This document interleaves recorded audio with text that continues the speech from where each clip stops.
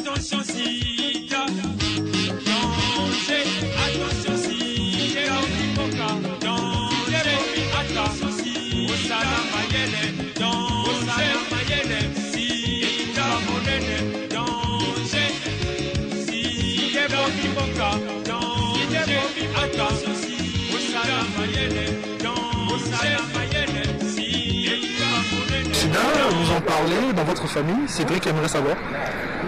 Bon, on en parle rarement.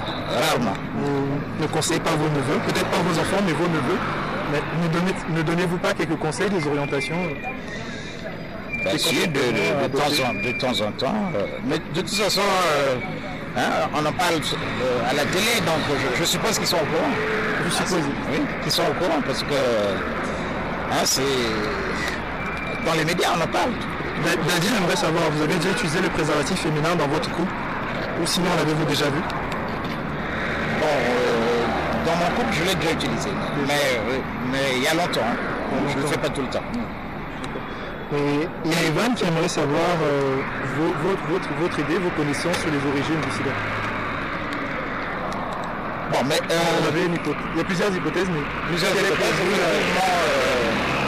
Bon, on pense que... Bon, j'ai suivi un documentaire sur la question. On pense qu'il y aurait eu une erreur de manipulation. Parce qu'il y avait un chercheur qui a travaillé en RDC, qui a travaillé sur des singes, sur des humains. On pense qu'il y a eu une erreur de manipulation et que la maladie est passée du singe à l'homme. Moi, Sylvain aimerait savoir, certains Congolais n'aiment pas le préservatif. Ils disent que, comme on dit vulgairement, le poso c'est mieux. Qu'est-ce que vous pouvez dire à ce sujet? Bon, mais moi je pense qu'ils ont tort parce que on ne va pas mettre sa vie en danger pour un plaisir de quelques secondes. Ils mettent leur vie en danger pour le plaisir, tout simplement. Et comme vous êtes instituteur, on va terminer sur une question pédagogique. Suzanne aimerait savoir, SIDA, vous savez ce que ça veut dire?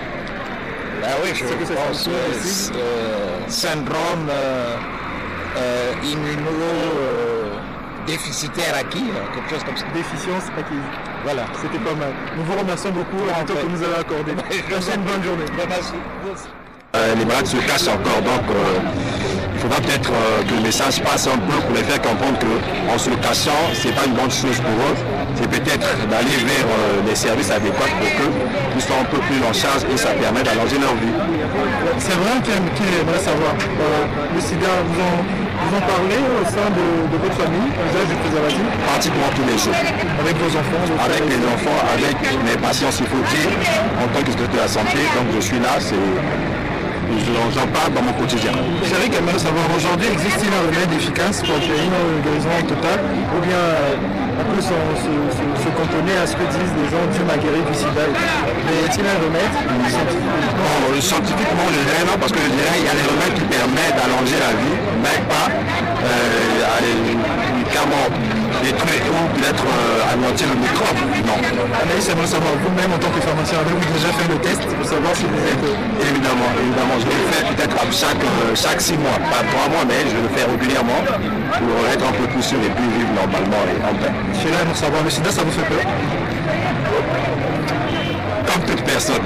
Et quand on parle du palu, on est un peu moins triste, mais en parlant du sida, tout le monde est triste. Qu'est-ce que vous faites au quotidien pour éviter cette maladie?